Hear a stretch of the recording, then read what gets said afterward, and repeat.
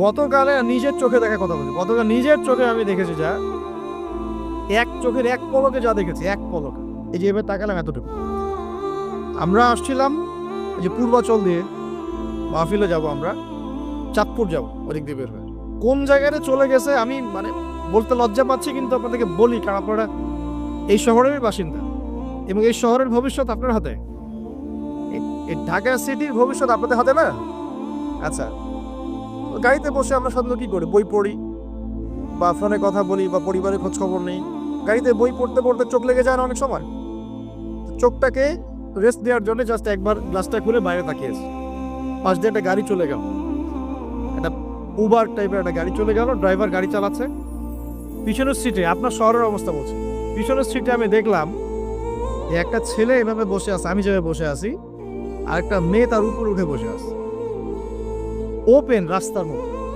এটা আপনাদের শহর। আমি যে বলি যে কিয়ামতের যত সায়েন্সগুলো আছে, নিদর্শনগুলো, সেগুলো মোটামুটি প্রকাশ পেয়ে গেছে সব শহরগুলোতে, আপনারা তো বিশ্বাস করতে চান। নবীজি এটার কথাই বলছিলেন হাদিসে যে কিয়ামত ততদিন পর্যন্ত হবে না যতদিন পর্যন্ত মানুষ গরু গাধার মতো রাস্তাঘাটে জেনা করবে না। স্পষ্ট হাদিস আছে, কিয়ামত ততদিন পর্যন্ত হবে না যতদিন পর্যন্ত মানুষ গাধার মতো রাস্তাঘাটে জেনা করবে না। এগুলো জেনা না, জেনা মানে কি শুধু ওই সেক্সুয়াল শারীরিক সম্পর্কে জেনা? দেখেন ফ্ল্যাটে ফ্ল্যাটে জেনা হচ্ছে, ফ্ল্যাটে ফ্ল্যাটে মাদকদ্রব্য সেবন করছে, ধনীর দুলাল, কোনো খবর নেই। একটা অসুস্থ প্রজন্ম তৈরি করছে আমরা, জানেন? এই প্রজন্মের ছেলেরা নাস্তা করে 12টা-1টার দিকে দুপুরে, এদের রাত হয় 12টা-1টা পর্যন্ত, ঘোরাফেরা করে, ফজরের নামাজের সময় ঘুমায়, ফজর নামাজটা পড়ে ঘুমায় না, কিন্তু ফজর নামাজের সময় ঘুমায়, উঠে দেখবেন 12টা-1টায় নাস্তা করে 12টা-1টার দিকে। এরা সালাম দিতে লজ্জাবোধ করে, এরা সালাম দিতে লজ্জা পায়, পিতাকে সালাম দিতে লজ্জা পায়। হ্যাঁ, টাকলুর উপরে কাপড় দাড়ি রাখা এদের কাছে মনে হয় ব্যাকডেটেড থিঙ্কিংস। হ্যাঁ, এরা পাপকে পাপ মনে করে না, মাদককে এরা স্বাভাবিক মনে করে, জেনাটাকে স্বাভাবিক মনে করে, ফ্রি মিক্সিং জেনাটা খুব স্বাভাবিক, বয়ফ্রেন্ড গার্লফ্রেন্ড খুব স্বাভাবিক বিষয়, ঠিক আছে? বাপের টাকা পয়সা থাকলে এগুলো নিয়ে বন্ধুদের সাথে মজ মাস্তি করাটাকে এটা ফ্যাশন মনে করে, টাকা উড়িয়ে দেখে ফ্যাশন মনে করে। ওই টাকা পয়সা কামাই করতে পিতাদের কত কষ্ট হয়েছে ওরা জানে না, পিতারা জানে। এই প্রজন্মের মেয়েরা দেখবেন পর্দাটাকে ব্যাকডেটেড থিঙ্কিংস মনে করে, চুল খোলা রেখে গেঞ্জি টি শার্ট পরে বাইরে ঘুরতে যারা পরিমাণ লজ্জাবোধ কাজ করে, যারা পরিমাণ না। বিভিন্ন অকেশন আসলে দেখবেন মোমবাতি জ্বালিয়ে অগ্নি পূজা শুরু করে দেয়। হ্যাঁ, এবং কোনো কোনো ক্ষেত্রে সংস্কৃতির নামে এমন কিছু শিরকি কাজ করে যেগুলোর সাথে ইসলামের কোনো সম্পর্ক নেই। এরা জীবনে প্রতিষ্ঠিত হওয়াকে, বাইরে একটা ডিগ্রি সার্টিফিকেটকে নাজাতের ওসিলা মনে করে ফেলে। নামাজ, রোজা, হজ, জাকাত, ইসলামিক কালচারগুলা তাদের কাছে মনে হয় এগুলো শেষ বয়সের কাজ, এই বয়সে কোনো দরকার নেই। আমরা একটু অসুস্থ প্রজন্ম তৈরি করে যাচ্ছি। আপনি সালাম দিয়ে দেখেন উত্তর দেয় না, সালাম দিলে সাই বোধ করে, সালাম দিতে মানে হেড হয়ে যাচ্ছে মাথাটা।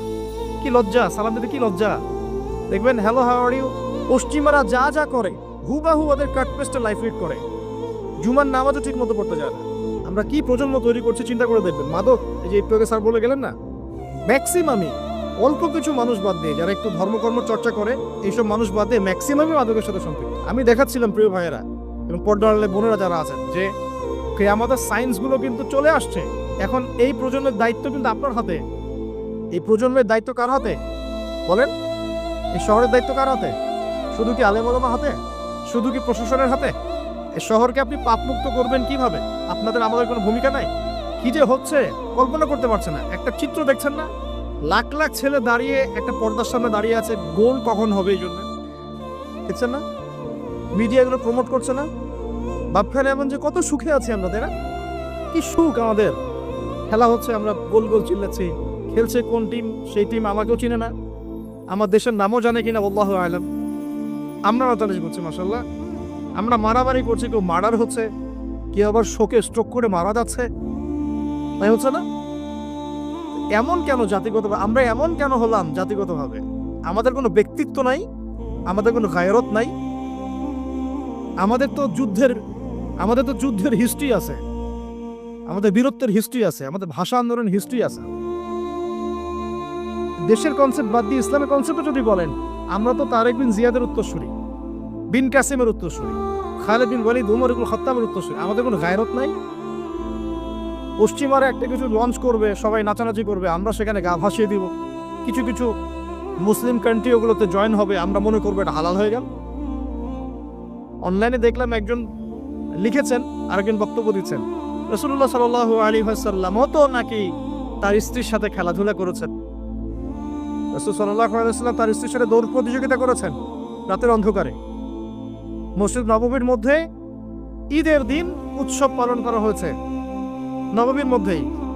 এটার সাথে আপনি ফিফার দলিল টানছেন? এটা দিয়ে আপনি ফিফাকে জায়েজ করতেছেন? এখানে তো জুয়া হচ্ছে। একটা মুসলিম কান্ট্রি কাতার যা অ্যারেঞ্জ করেছে, এই অ্যারেঞ্জমেন্টটা অন্য আগের সব অ্যারেঞ্জমেন্ট হচ্ছে বেটার, কারণ সে তার মধ্য দিয়ে ইসলামের প্রচার করার চেষ্টা করেছে, সে তার জায়গা থেকে চেষ্টা করেছে, কিন্তু মন্দের ভালো, এর চেয়ে ভালো কিছু করা সম্ভব ছিল না এখানে। সে যতদূর পর্যন্ত পেরেছে ট্রাই করেছে, এবং সে কিন্তু ছোট রাষ্ট্র হলেও অনেক বড় বড় ওয়ার্ল্ড অ্যাফেয়ার্সের বিষয়ে সে মাথা কামায়। আমাদের ঢাকার সমান আয়তন হবে কিনা সন্দেহ আছে, ঢাকা বিভাগের সমান হয়তো আয়তন হবে। সে ওয়ার্ল্ডের বড় বড় জিও পলিটিক্যাল বিষয়ে সে মাথা ঢুকায় এখন। হ্যাঁ, সে তার সর্বোচ্চ চেষ্টা করেছে, কিন্তু এর মধ্য দিয়ে যে সারা বিশ্বে কোটি কোটি যুবক তাদের হায়াত নষ্ট করছে, তাদের যৌবন নষ্ট করছে, তাদের রাতের ঘুম ইবাদত নষ্ট করছে, হ্যাঁ, আপোষে ক্রন্দলে লিপ্ত হচ্ছে, বিধর্মীদের কালচার ফলো করছে, ওদের ফ্ল্যাগ টাঙাচ্ছে। আমার দেশের মধ্যে, স্বাধীন সার্বভৌম রাষ্ট্রের মধ্যে অন্য একটা রাষ্ট্রের পতাকা তুলবো কেন? আমার গায়রত নাই? ওরা কি তাদের দেশে আমার পতাকা তোলে কিনা? আমাদের ব্যক্তিত্ব কোথায় চলে গেল?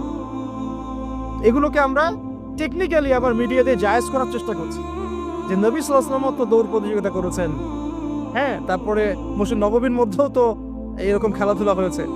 এগুলো ছিল চিত্ত বিনোদনমূলক। যদি আমি একা একা সকালবেলা উঠে ফজরের নামাজের পরে এই মাঠটাকে 10 রাউন্ড দেই, এটা আমার জায়েজ না জায়েজ? এই খেলাকে কেন্দ্র করে তো জুয়ার আসর বসাতে পারবেন না, এটাকে কেন্দ্র করে তো সমকামিতা প্রমোট করতে পারবেন না, এটাকে কেন্দ্র করে আপনি lakh lakh billion billion dollar খরচ করতে পারবেন না তো। অথচ আপনার পাশেই প্রতিবেশী রাষ্ট্র ইয়েমেন না খেয়ে মারা যায়, আমাদের পাশেই মিডল ইস্টের পাশেই প্রতিবেশী রাষ্ট্র সিরিয়া না খেয়ে শিশুরা মারা যাচ্ছে। প্রতিবেশী না খেয়ে থাকে, আমি পেট ভরে খাই, আমি মুমিন নাকি? প্রতিবেশী না খেয়ে থাকে আর আমি পেট ভরে খাই, আমি কি মুমিন নাকি? আর সারা বিশ্ব এই দিকে মানুষকে ফোকাস করে রেখেছে, বিশ্বের একটা অংশ এই দিকে ফোকাস করে রেখে তাদের এজেন্ডাগুলো ঠিকই বাস্তবায়ন করছে না। তো রমজান মাস আসে, দেখবেন রমজান মাস যখনই আসে দেখবেন যে নির্যাতন বেড়ে যায় উম্মার উপর। যে সময়ে উম্মার ইকোনমিক অবস্থা ভালো না, সামরিক অবস্থায় তাদের মুখোপেক্ষী হয়ে থাকতে হচ্ছে, যে সময় আমাদের ভিতরে পলিটিক্যাল বিরোধগুলো দেখা দিচ্ছে, আমরা ইউনাইটেড হতে পারছি না, যে সময় যুব সমাজরা মাদকে আসক্ত হয়ে আছে, পর্নোগ্রাফিতে আসক্ত হয়ে আছে, দিনের ইলম কালাম অর্জন করছে না, নামাজ ঠিক মতো পড়ছে না, কুরআন তেলাওয়াত করা শিখছে না, যে সময়ে ইভেন আলেম ওলামাদের মধ্যে ঐক্য দেখা যাচ্ছে না, যে সময়ের মধ্যে আমরা পরিবারগুলোর ভাঙন দেখতে পাচ্ছি, আমাদের পরবর্তী প্রজন্ম কোন পরিবেশে বড় হবে সেই নিশ্চয়তা দিতে পারি না, যে পরিবেশে একটা 5 বছরের ছোট্ট বাচ্চা আয়াতে কেটে টুকরা টুকরা করে ফেলা হয়, এইখানে আমরা বসে বসে রং তামাশা দেখতেছি টিভির সামনে বসে। এই সমাজটা পরিবর্তনের দায়িত্ব আমাদের কারো ঘাড়েই নাই? শুধু কি পলিটিশিয়ানদের দায়িত্ব? শুধু কি প্রশাসনেরই দায়িত্ব? আমাদের সবাইকে নাকে তেল দিয়ে ঘুমানোর জন্য পৃথিবীতে আসছে? এই যুব সমাজ তো জানেই না, বোঝেই না ওদেরকে কি কারণে এই পৃথিবীতে পাঠানো হয়েছে। সে যে মুসলিম, তার যে দায়িত্ব কর্তব্য আছে, আল্লাহ পাক যে তাকে সৃষ্টি করেছেন তার ইবাদত করার জন্য এবং আল্লাহর জমিনে দিনটার প্রচার প্রসার ঘটানোর জন্য, তার কোনো ফিকির আছে? একটা পর্দার সামনে দাঁড়িয়ে সে আধা ঘন্টা, 1 ঘন্টা, 1.5 ঘন্টা সময় নষ্ট করে ফেললো, তার ফিজিক্যাল কোনো উপকারও কিন্তু নাই, আছে? কি অবস্থা! মানে মিডিয়া যে কি প্রমোট